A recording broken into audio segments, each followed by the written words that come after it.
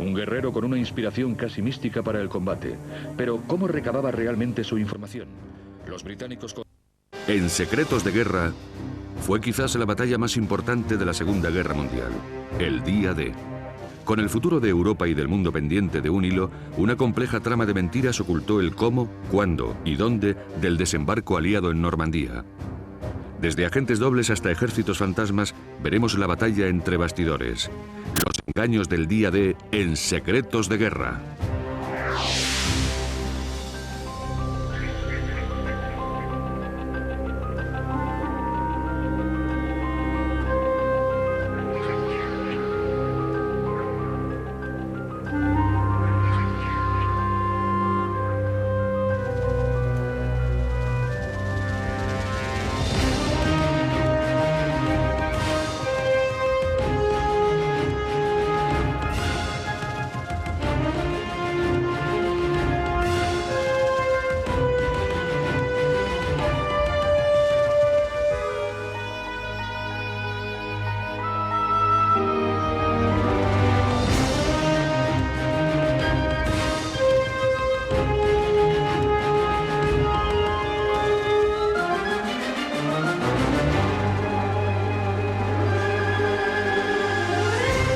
Secretos de Guerra.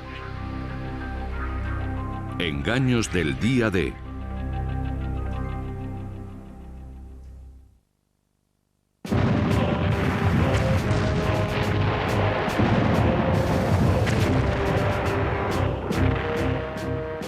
...6 de junio de 1944...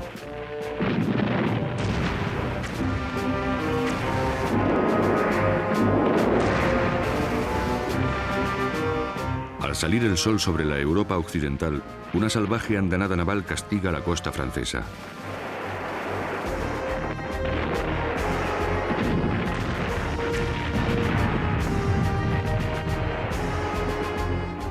Y miles de soldados británicos, americanos, canadienses, franceses y polacos se abalanzan sobre las playas de Normandía.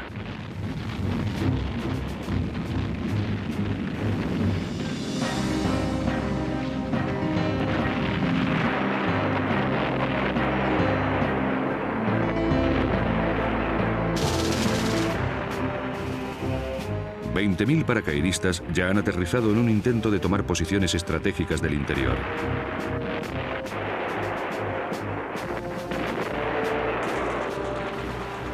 Al final del día, 150.000 hombres habrán desembarcado.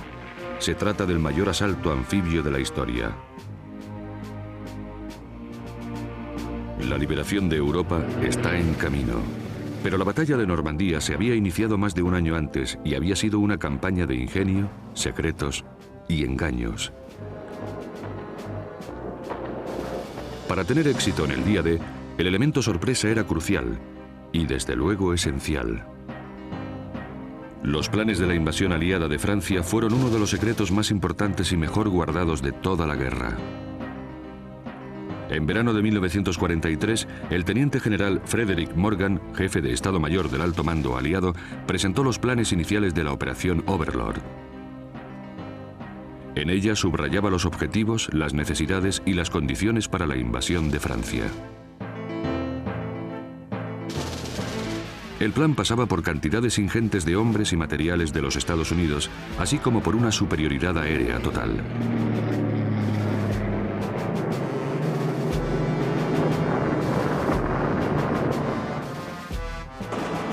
Además, Morgan sostenía que el plan requería un nivel de rendimiento mucho más alto que el de cualquier operación hasta la fecha. Pero el informe reconocía que la invasión solo tenía razonables posibilidades de éxito. La tarea que esperaba a las fuerzas de liberación era estremecedora. La Wehrmacht, la máquina de guerra alemana, era la fuerza de combate más poderosa del mundo. Estaba compuesta por más de 300 divisiones, casi 4 millones de hombres. En el invierno de 1943, 46 de esas divisiones se encontraban en Bélgica y Francia. Para el Día D habría más de 60. Las tácticas convencionales dictaban que los atacantes debían superar en número a los defensores en una proporción de al menos 2-1. Pero los aliados solo podrían desembarcar unas 10 divisiones el Día D. Otro problema para los aliados era el Muro Atlántico, un complejo de cemento, alambradas y grandes cañones que se extendía desde Escandinavia hasta España. Iniciado en 1940, al poco tiempo de la ocupación de Francia, el Muro Atlántico seguía incompleto en invierno de 1943.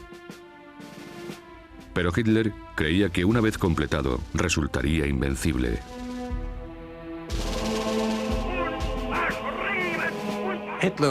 Hitler era un hombre de grandes frases y de grandes diseños. Tenía la idea de una Festung Europa, una fortaleza europea, con un muro atlántico que rechazaría a las hordas angloamericanas cuando intentasen tomarla.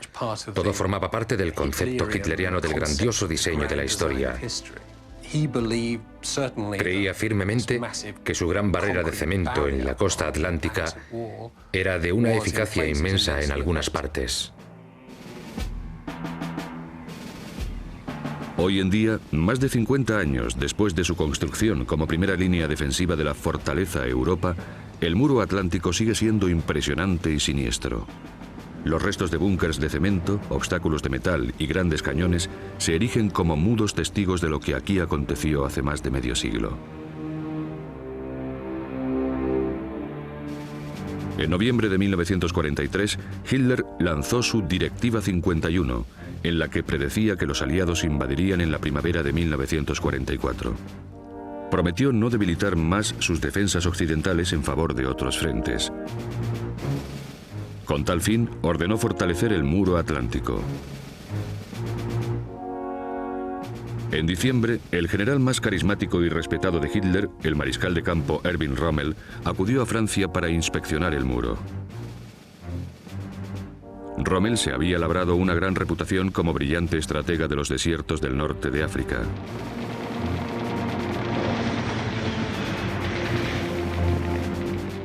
Pero desde su derrota en los desiertos había quedado relegado a un puesto de poco renombre en el norte de Italia. En enero de 1944, Hitler le nombró comandante del Grupo B del ejército y le puso al mando del Muro Atlántico. Todavía cundía la sensación de que Rommel estaba en el auge de su capacidad táctica como general. Tenía el respeto de las tropas. Hasta cierto punto, tenían la sensación de que la presencia de Rommel fortalecería la moral debido a sus tremendos éxitos en las primeras campañas del norte de África. Era un hombre de mente flexible, era un buen estratega, y si algo salía mal, Rommel era el más indicado para arreglarlo. Rommel era uno de los dos comandantes del ejército en Francia a las órdenes de von Rundstedt. Le pusieron allí porque A, era uno de los mejores generales que tenía Hitler, y B, Hitler pensaba, con razón, que los ingleses le temían. La primera orden de Rommel fue aumentar las defensas del muro.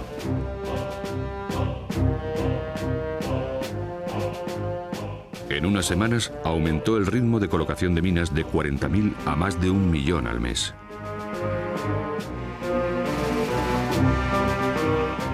En mayo, los soldados y los esclavos habían colocado ya más de 500.000 obstáculos a lo largo de la costa francesa. Si Hitler enviaba suficientes tropas al punto de ataque aliado, el Muro Atlántico podría muy bien ser la barrera infranqueable que buscaba. Pero el grueso de las fuerzas alemanas estaba desperdigado por Europa. Más de la mitad, más de 150 divisiones, estaban combatiendo en el frente ruso. Hay una gran presión sobre los aliados por parte de Stalin, que lleva pidiéndoles lo que él denomina un segundo frente desde 1942. Estados Unidos e Inglaterra le han ido dando largas y a estas alturas Stalin está convencido de que hay un complot contra él, porque en su opinión tendrían que haber invadido en el 43. Yo creo que la verdadera razón de los retrasos del segundo frente no se debió a una falta de interés, sino que es absolutamente cierto que británicos y americanos estaban de acuerdo en que solo tendrían una oportunidad y no podían fallar. Para no fallar, hacía falta algo más que el continuo desperdigamiento de las fuerzas alemanas en Rusia. Los planes de la Overlord insistían en que el éxito también dependería de operaciones de distracción no especificadas. Los planes de engaño para Normandía nacieron de la matanza de la Primera Guerra Mundial en los llanos de Flandes y en el Somme, cuando los británicos perdieron a 60.000 hombres antes del desayuno del primer asalto. Churchill estaba empeñado en no volver a librar jamás una batalla de aquel estilo y optó en cambio por una política de artificio, dejando al enemigo confundido y derrotado a la vez, como decía él. Winston Churchill formó un comité secreto llamado Sección de Control de Londres, o LCS, que se encargaría de tales operaciones. No tenía poder para llevar a cabo sus planes, solo tenía la misión de inventar las intrigas y elucubrar los engaños que servirían de tapadera para las maniobras militares.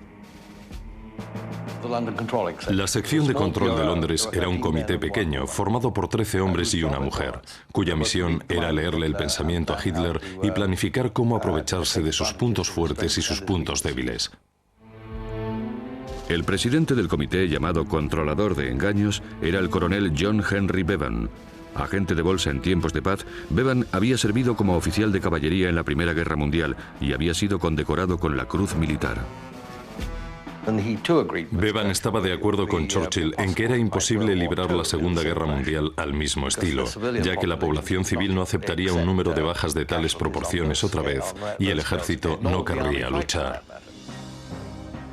El pequeño comité de Bevan se reunía bajo las calles de Westminster, en los cuarteles de guerra secretos de Churchill.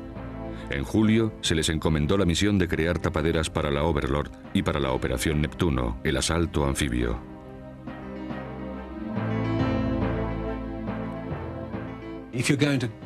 Si vas a atacar Francia atravesando el canal, tienes varias opciones para el desembarco, pero es evidente que tienes que pensar en hacer que el enemigo busque en el sitio que no es. Y la sección de control de Londres era el centro de toda esta misión de despistar al enemigo. El LCS urdió los planes. Primero engañarían a los alemanes sobre el lugar del ataque aliado. Para ello, recurrirían a operaciones de engaño diseñadas para que Hitler desperdigara sus fuerzas por toda Europa, desde Escandinavia hasta el Mediterráneo. El segundo plan estaba concebido específicamente para ocultar la hora, fecha y lugar de la invasión aliada de Francia. El plan de engaño en su conjunto, llamado Jael, fue presentado a los jefes de Estado Mayor aliados en octubre de 1943. Aprobado en diciembre, el plan cambió su nombre por el de guardaespaldas, un título que pudo haber estado inspirado en una cita atribuida tanto a Churchill como a Stalin. En tiempos de guerra, la verdad es tan preciada que debería estar siempre protegida por un guardaespaldas de mentiras.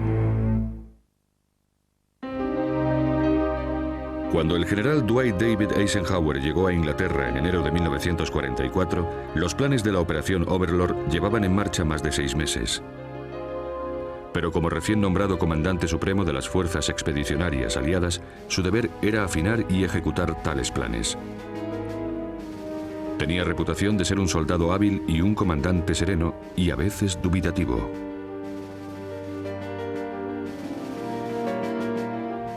El general George S. Patton llegó a Inglaterra con una reputación completamente distinta. Héroe en el norte de África y Sicilia, era conocido como un líder consumado y un brillante estratega. Debido a su dureza como soldado, sus hombres le pusieron el mote de sangre y agallas. Un incidente en el que había abofeteado a un soldado hospitalizado por fatiga del combate hizo que muchos estadistas pidieran su consejo de guerra. Pero todos, incluido el alto mando alemán, creían que toda invasión de la fortaleza europea pasaría por Patton. Le pusieron al mando del primer grupo del ejército de los Estados Unidos, con base en Kent, en el sureste de Inglaterra. El primer grupo del ejército de los Estados Unidos, o FUSAC, como se le llamaba, estaba compuesto por el primer ejército canadiense y el tercer ejército americano. Otras 50 divisiones americanas se unirían al grupo una vez tomadas las playas. Era una fuerza de combate impresionante y era mentira. El primer grupo del ejército de Estados Unidos no existía. Era una invención de la sección de control de Londres. Patton fue el punto clave de uno de los engaños más elaborados de la guerra. Los responsables del plan de engaño habían creado un falso ejército. Les había costado mucho crearlo y necesitaban poner a un general al mando. Así que buscaron y dieron con Patton, el general Patton. Los alemanes tenían que saber que Patton iba a participar en la invasión, y es un general temido por todos.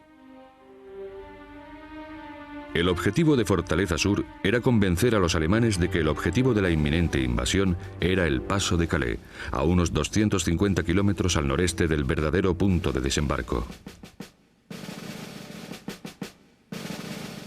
Con ello se pretendía que Hitler mantuviese sus divisiones de Panzers allí hasta poder establecer una cabeza de playa en Normandía. Se aprovecharon de la idea preconcebida de los alemanes sobre el lugar idóneo para una invasión. Los alemanes estaban convencidos de que el paso de Calais iba a ser el lugar de la futura invasión. Y creo que ello refleja la filosofía tan terrestre que tenían sus fuerzas armadas.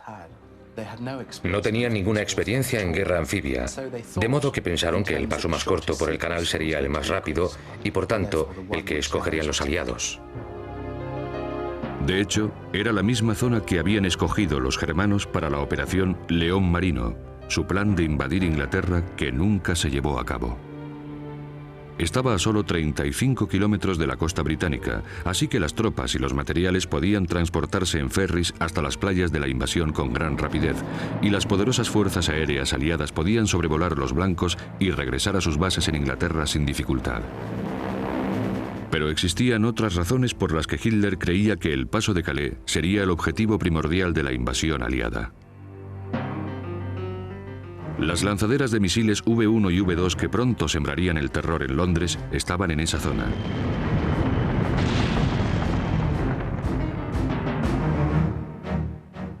Y estaba en línea directa hacia el Ruhr, el corazón industrial de Alemania. A pesar de estas consideraciones estratégicas, los planes iniciales de la Overlord descartaban el paso de Calais por tener unas playas muy poco profundas para una invasión a gran escala. Pero los planificadores de Fortaleza Sur esperaban mantener a Hitler convencido de la viabilidad y la vulnerabilidad de la zona. Fortaleza Sur se dividió en 6 planes distintos, cada uno encargado de distintas facetas en la creación del ejército fantasma. Patton y su ficticio primer grupo del ejército de Estados Unidos eran los grandes protagonistas del engaño, que también pasaba por el uso de tanques hinchables, tiendas artificiales y otros señuelos para dar la impresión visual de una gran concentración de tropas. Se generaron mensajes radiofónicos fácilmente interceptables para simular comunicaciones dentro del falso ejército. Dado que un asalto requeriría un gran número de barcos para transportar tropas y equipamiento a través del canal, y dado que los aliados no tenían ningún barco libre para el engaño, se anclaron falsas lanchas de desembarco por toda la costa. La zona que rodeaba el paso de Calais sufrió duros castigos de bombarderos y cañones, como era costumbre en los días previos a una invasión. Se incrementó la actividad en los alrededores de Dover para simular un gran número de tropas. Y se utilizaron los focos que suelen acompañar a tales concentraciones por si acaso había algún reconocimiento aéreo por las noches. Lo más importante era que los agentes alemanes, que por supuesto no sabían que estaban bajo control aliado, les decían: acabamos de ver 25 tanques pasar en tren por Canterbury. Acabamos de estar en un pub de Dover donde había soldados con la insignia del primer grupo del ejército de los Estados Unidos. Ello permitía que los analistas de Alemania juntaran todos los cabos y sacasen sus propias conclusiones. Todas las pistas juntas apuntaban a un gran ejército que se preparaba para un importante asalto. A medida que se acercaba el día D, las auténticas tropas del Fusak se iban uniendo a las fuerzas del desembarco de Normandía y eran sustituidas por divisiones falsas o imaginarias. Muchas de estas divisiones se habían creado como parte de las operaciones de engaño en África y seguían estando en las estimaciones germanas sobre las fuerzas aliadas. Al informar del traslado de estas unidades a Inglaterra, los aliados aumentaron las estimaciones alemanas sobre el poderío del Fusak. Las 50 divisiones que debían unirse al Fusak tras la invasión no habían existido jamás. Es muy fácil infravalorar este medio en concreto de engaño estratégico diciendo que los alemanes no hicieron reconocimientos aéreos sobre el sur de Inglaterra en el verano del 44, de modo que ¿quién iba a verlo? Pero en aquella época británicos y americanos no estaban ni mucho menos seguros de que no había agentes germanos operando en el sur de Inglaterra. Además, en Londres había diplomáticos neutrales, no todos ellos precisamente a favor de la causa aliada. Es importante cubrir todos los ángulos. Los planificadores del desembarco debían transportar a salvo a miles de soldados británicos, americanos, canadienses, polacos y franceses en el día D, y debían tenerlo todo en cuenta. El 6 de junio había cerca de 250.000 de hombres, algunas de las mejores divisiones germanas, apostadas en el paso de Calais. Unas divisiones que muy bien podían haber estado en el muro atlántico en Normandía.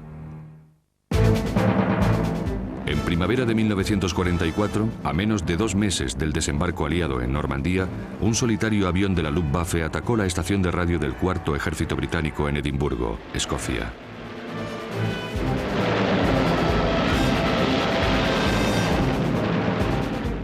Nadie resultó herido y la estación prosiguió sus emisiones al poco tiempo. Fue el único combate que vería el Cuarto Ejército Británico, ya que aparte de un puñado de estaciones de radio, no había ningún cuarto ejército. Se trataba de otro fantasma creado por la sección de control de Londres. Fortaleza Norte fue la operación diseñada para aprovechar la obsesión que tenía Hitler con Escandinavia.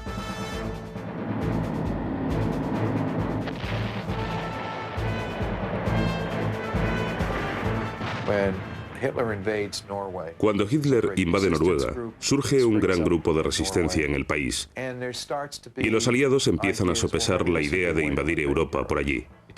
No tiene mucho sentido cuando te pones a planificar los detalles, por logística, por clima, etc. Pero los encargados del engaño se enteran de esto y dicen: vamos a elaborar un plan de engaño que simule la posibilidad de una invasión a través de Noruega.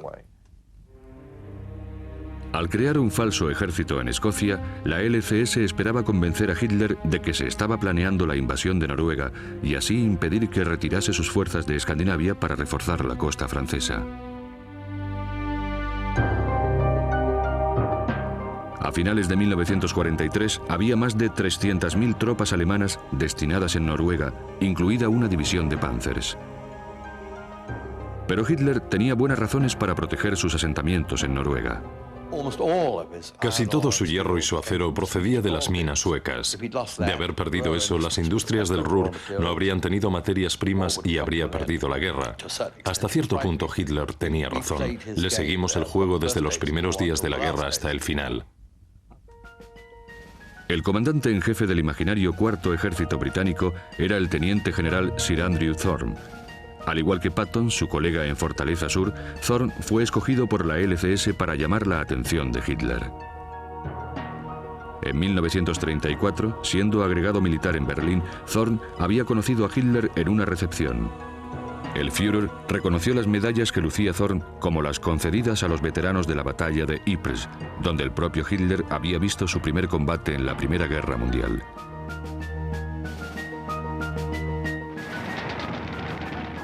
Resultó que ambos habían estado a unos 500 metros de distancia cuando Hitler recibió su bautismo de fuego. Por tanto, pensaba que Thorne era un Allefrontkämpfer, un viejo soldado del frente. Y para él aquello era lo mejor que se podía ser. Y durante la guerra se le hizo creer a Hitler, primero, que habían ascendido a Thorne a general, y luego se le fue filtrando a los alemanes, poco a poco, que además de ser el comandante en jefe del mando escocés, Thorne estaba preparando la invasión de Noruega. Las divisiones que componían el ejército de Thorne no eran del todo imaginarias. Hubo un alto nivel de actividad en el norte de Gran Bretaña a principios de 1944. De las 8 divisiones que componían en un principio el ejército artificial, solo la división 55 estadounidense era completamente falsa.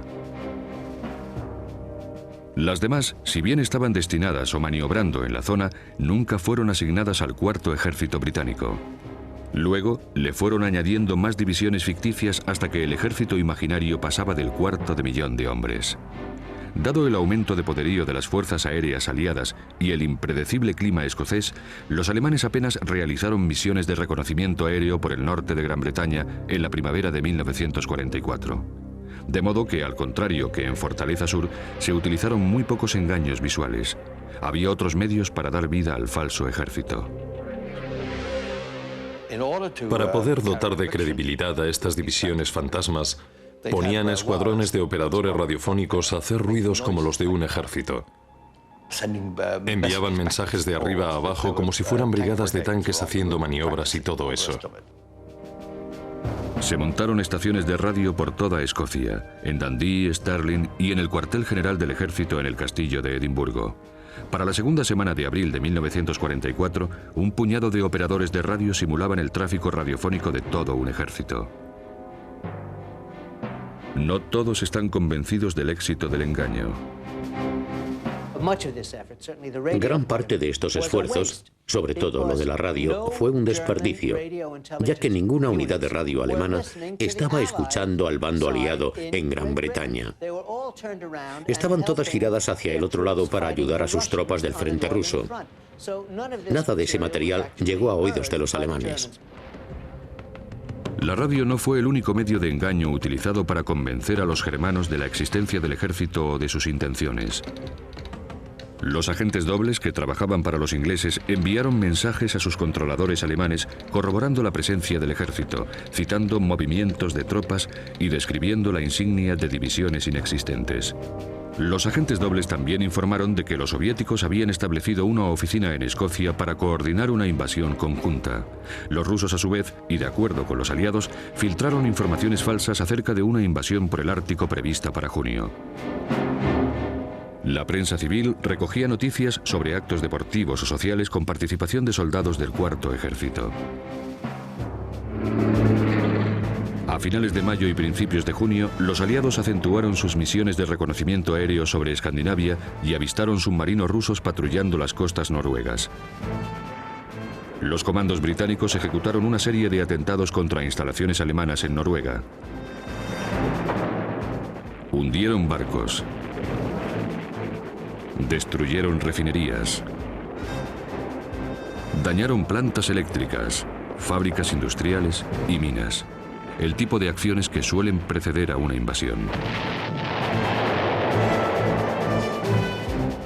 Suecia participó también sin quererlo en Fortaleza Norte. Si bien era un país neutral, Suecia comerciaba mucho con los nazis vendiendo al Reich maquinaria, acero y rodamientos. Un subplan de Fortaleza Norte, el Grafam, era una operación diplomática diseñada para convencer a los alemanes de que Suecia estaba en tratos con los aliados.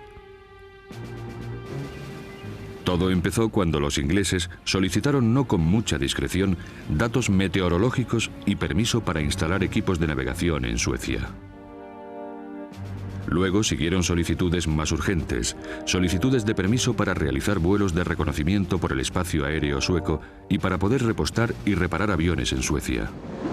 Se hizo correr el rumor de que los ingenieros aliados estaban inspeccionando las vías de tren y las carreteras suecas. En junio de 1944, Inglaterra, Estados Unidos y Rusia exigieron conjuntamente que en caso de una invasión aliada de Noruega, Suecia negase a Alemania el paso de sus tropas. Estas trampas diplomáticas fueron la última pieza de un rompecabezas que mostraba a Noruega como blanco de los planes de invasión aliados. Por consiguiente, Hitler mantuvo a más de 300.000 hombres destinados en Noruega hasta el final de la guerra. Fortaleza Norte y Fortaleza Sur no fueron las únicas operaciones de engaño llevadas a cabo para encubrir la invasión de Normandía. En los meses previos al día D, se ejecutaron docenas de planes menores por toda Europa y África con el mismo objetivo: mantener a las fuerzas alemanas desperdigadas y ocultar la fecha y el lugar del desembarco. Algunas de estas operaciones, secretas durante largo tiempo, permanecen difusas. La Operación Zeppelin se inició en enero como tapadera para el asalto a Anzio y continuó hasta julio para mantener a las fuerzas germanas en los Balcanes ricos en petróleo. Una vez más, los maestros del engaño aliados utilizaron fuerzas imaginarias para simular una amenaza contra otra de las fuentes de materias primas de Alemania. Con tantas tropas en el norte de África, bastó con propagar rumores y falsas informaciones para poder crear la impresión de tener un ejército en Tobruk listo para el ataque. De hecho, solo la mitad del 12º ejército británico, la principal fuerza aliada en la zona, era real. Se hizo correr el rumor de que en la conferencia de Teherán, Stalin había solicitado que la primera ofensiva aliada de 1944 empezase por los Balcanes para aliviar la presión alemana en el sur de Rusia. Los agentes dobles informaron a los germanos de que los aliados pensaban atacar Grecia, Creta y la costa de Dalmacia a finales de marzo y abril. Luego comunicaron que esos ataques se habían pospuesto por diversas razones hasta mayo y más tarde hasta finales de junio, para así atar a las fuerzas alemanas de la zona hasta después del desembarco de Normandía. Otro engaño en el Mediterráneo, con el nombre clave de Vendetta, fingió amenazar la región de Marsella en el sur de Francia. El 7º ejército de Estados Unidos, con base en Argel, fue el principal componente de una operación que volvía a incluir divisiones imaginarias y la oportuna aparición de 2 portaaviones en la zona. Los portaaviones estaban simplemente de paso, camino de otro destino, pero su presencia reforzó la ilusión de un ataque inminente. Los soldados aliados recibieron un libreto titulado Guía del Sur de Francia y dejaron algunas tiradas por olvido para beneficio de los espías alemanes. Los aliados también hablaron con el gobierno español para montar instalaciones médicas, sabiendo que los germanos pensarían que se avecinaba un ataque por el sur. Uno de los componentes de la Operación Vendetta se hizo famoso por su simplicidad y su audacia. La operación Copperhead empezó cuando un oficial británico que participaba en labores de engaño vio la foto de un soldado que guardaba un asombroso parecido con el mariscal de campo Montgomery. El teniente Clifton James, actor en tiempos de paz, no tuvo el menor problema en personificar al famoso general. El doble de Montgomery llega a Gibraltar y se filtra la información, de modo que se sepa que Montgomery está en Gibraltar. Parece como si estuviese montando una invasión de Europa por el Mediterráneo, por lo que los alemanes tienen que mantener sus fuerzas también en el sur. Los aliados también tenían a su favor una extensa red de inteligencia que había recabado y seguía recabando cantidades ingentes de datos acerca de la disposición y el potencial de las fuerzas germanas. En el centro de esta red de inteligencia se encontraban los descodificadores de Bletchley Park. A principios de la guerra habían conseguido descifrar el Enigma, el aparato codificador que usaban los alemanes para comunicaciones a nivel táctico. Más importante aún era el aparato Lorenz, que usaba el alto mando alemán. Aunque se había empezado a descifrar en 1942, no habían tenido demasiado éxito de cara a tenerlo a tiempo. Hasta que, por suerte, se consiguió justo antes del día D, gracias a la llegada del ordenador Colossus, que había sido diseñado en Dolls Hill, Inglaterra, para ayudar a descifrar el Lorenz. Se instaló aquí en diciembre de 1943 y empezó a funcionar en enero de 1944, y de repente empezó a reducir el tiempo de descodificación de semanas a horas. Así, justo a tiempo para el día D, pudimos descifrar aquellos mensajes tan importantes. Los mensajes descodificados por el gigantesco Colossus eran comunicados secretos a los más altos niveles del Reich, a menudo entre el propio Hitler y sus generales. Estos mensajes interceptados aportaban a los aliados una información altamente secreta y crucial sobre los planes y movimientos de los nazis. También aportaban pruebas de que el plan guardaespaldas estaba funcionando. Los aliados estaban engañando a los alemanes respecto a sus intenciones. Los beneficios de los datos recabados por los criptólogos de Bletchley Park no tenían precio. Es asombroso que, gracias a las informaciones obtenidas del Enigma y el Lorenz, en el día D, de las 60 divisiones alemanas, conocíamos la posición exacta de 58, lo cual supone una penetración impresionante en el sistema de información germano. Jamás ha habido ninguna otra operación en la historia mundial en la que el atacante tuviese más información sobre el enemigo. Era una auténtica enciclopedia de información. Todas las piezas estaban en su sitio, pero la información, la disponibilidad de materiales y la preparación de las tropas no fueron los únicos factores a tener en cuenta para escoger la fecha de la invasión. Primero había que sopesar la fase de la luna.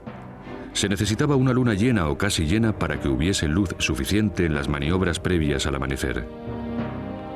El segundo factor que contribuiría a la elección de la hora y la fecha era la marea. Las lanchas de desembarco planas que transportarían a las tropas aliadas solo podían llegar a tierra con marea baja.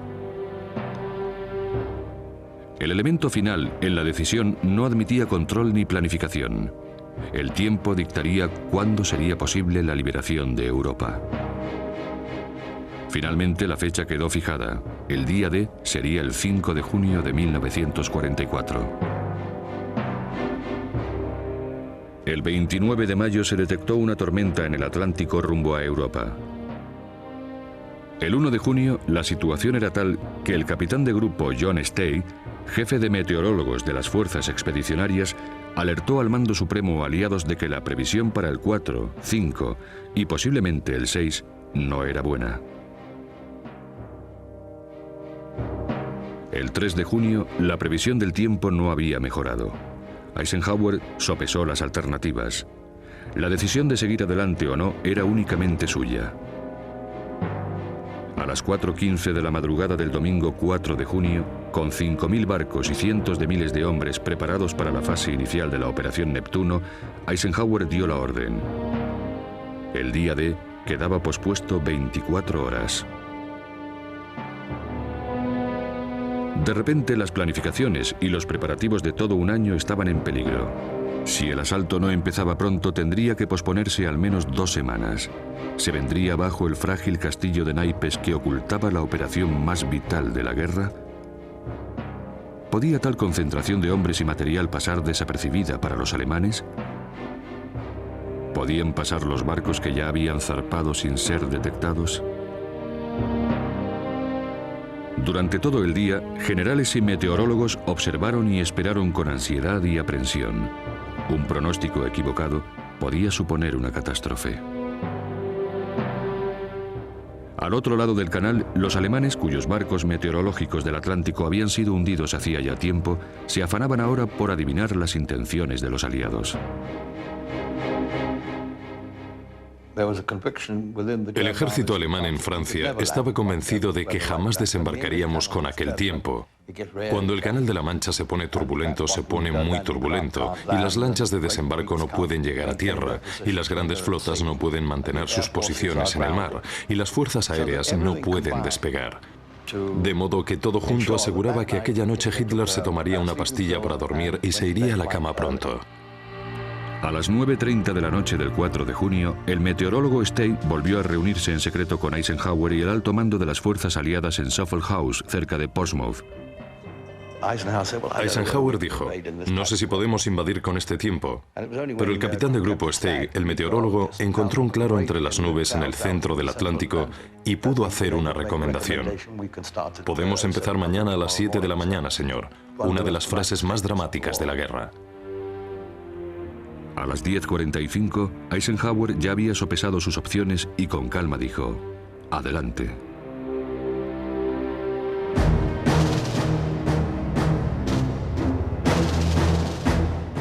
Al anochecer del 5 de junio de 1944, los 5.000 barcos de la flota de invasión aliada iniciaron su viaje a través del Canal de la Mancha hasta las playas de Normandía.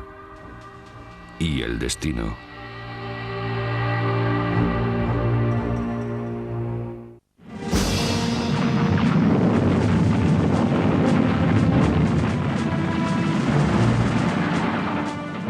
El desembarco había logrado uno de sus objetivos, la sorpresa táctica. Confiados en que los aliados no atacarían con tan mal tiempo, muchos de los oficiales alemanes destinados a la defensa costera estaban de viaje, dejando algunas divisiones virtualmente descabezadas en uno de los momentos más críticos de toda la guerra.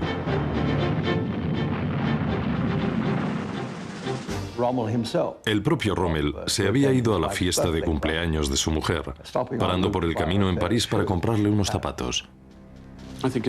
Creo que es una de las grandes ironías de la guerra y uno de los grandes golpes de suerte de los aliados, el que Rommel, el líder más carismático que tenía el ejército alemán en aquel momento, decidiese irse a casa. Pero Rommel había reforzado muy bien el muro atlántico. Aunque los defensores germanos no estaban tácticamente preparados, sí estaban bien armados y bien fortificados. Simplemente llegar a tierra con las lanchas era un problema, ya que el enemigo había puesto toda clase de obstáculos por la orilla. La mayoría barreras de acero con minas acopladas. Y por supuesto en las playas había una lluvia de fuego de ametralladoras desde ambos lados, así como de fuego de artillería pesada desde el interior. Y cuando llegabas al fondo de la playa te quedaba el acantilado que tenías que subir de alguna forma.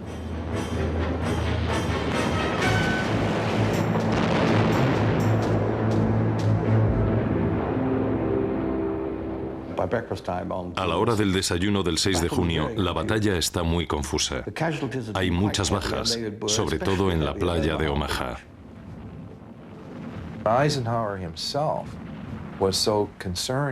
El propio Eisenhower estaba tan preocupado por la posibilidad de un fracaso que había preparado un discurso que pensaba leer, en el que decía que la invasión había fracasado.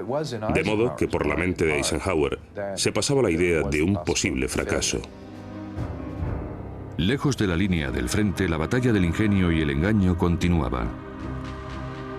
En una operación bajo el nombre clave de Titanic se lanzaron cientos de muñecos paracaidistas, mientras que otros soldados en tierra emitían sonidos de batalla por unos altavoces. A las 3 de la madrugada del 6 de junio, el regimiento reserva de la División 352 entró en acción y se pasó toda la mañana del día D batiendo los bosques para contrarrestar un gran ataque aéreo que no existía, en vez de ayudar a rechazar el desembarco de Omaha. Las operaciones Glimmer y Taxable simularon asaltos contra la costa de Francia.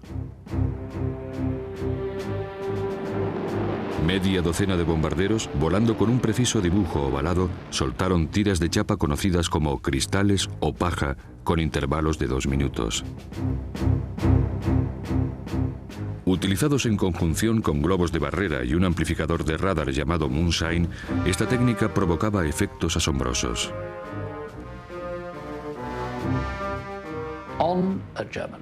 En los radares alemanes, ese truco parecía una flota invasora. Así, pasaron por alto los informes del desembarco de Normandía, mucho menores en comparación.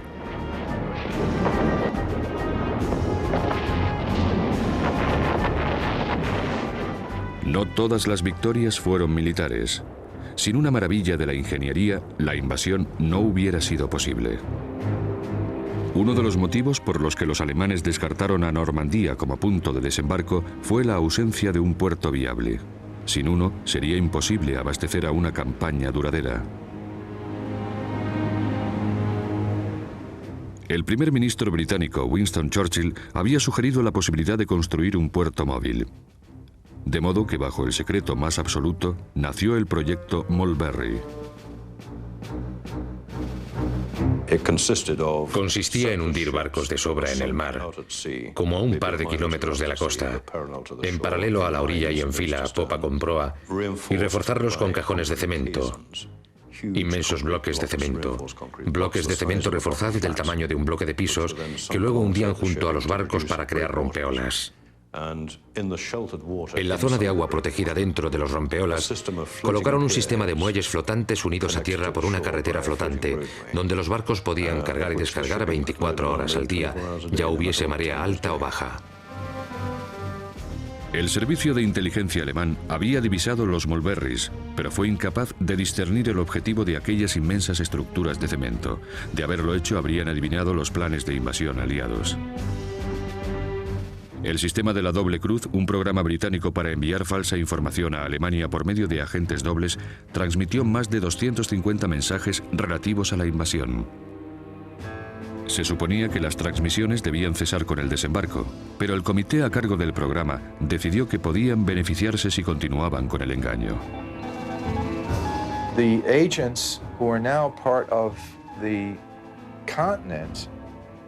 Los agentes que están en el continente le dicen a sus jefes que están tras las líneas enemigas, mientras los aliados avanzan por Francia y envían información sobre la situación de las tropas, cuántos vagones de tren van por aquí o por allá, y todo ello es mentira. Los alemanes le siguen creyendo. Hay pruebas de que el servicio de inteligencia alemán seguía creyendo a estos agentes, incluso cuando la guerra tocaba a su fin. Uno de esos agentes dobles, Juan Pujol, un español conocido como Garbo, participó en uno de los engaños más importantes de la invasión. Cuando las tropas aliadas iban de camino hacia la costa francesa, Garbo transmitió un mensaje que alertaba a los alemanes de que la invasión era inminente, pero que el desembarco de Normandía era solo un truco para despistar a las fuerzas germanas. El mensaje se envió demasiado tarde para que los alemanes pudiesen reaccionar, pero reafirmó la ya considerable credibilidad de Garbo a ojos de sus controladores nazis. Más de una semana después del primer desembarco, con la situación aún muy difusa, Hitler, preocupado por la gran cantidad de tropas y material que estaba llegando a Normandía, envió por fin a la batalla a sus divisiones de Panzers destinadas en el paso de Calais.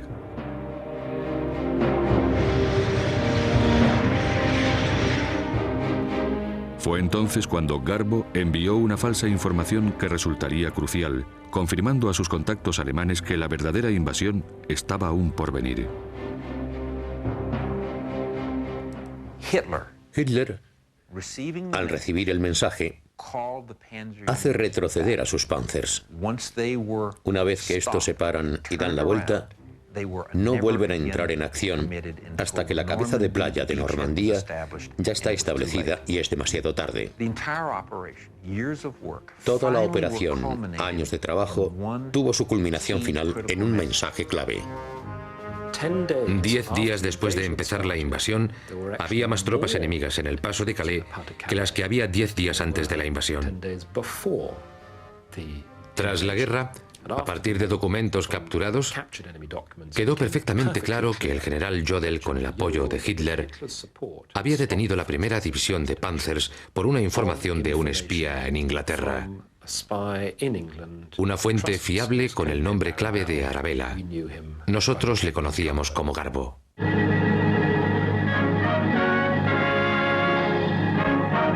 The Battle of Normandy storms ahead.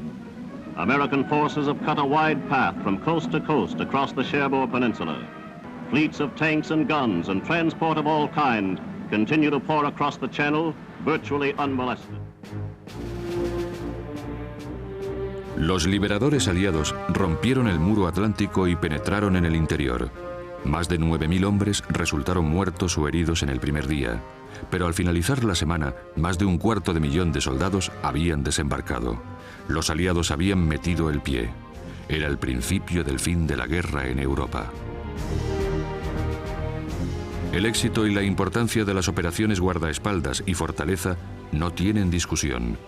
Los documentos capturados tras la guerra demuestran que el alto mando alemán se creyó algunos, si no todos, los engaños creados por los aliados con relación a la invasión de Normandía. Creo que probablemente el mejor golpe de inteligencia de la Segunda Guerra Mundial fue toda la operación de engaño que sirvió de tapadera al desembarco del día D.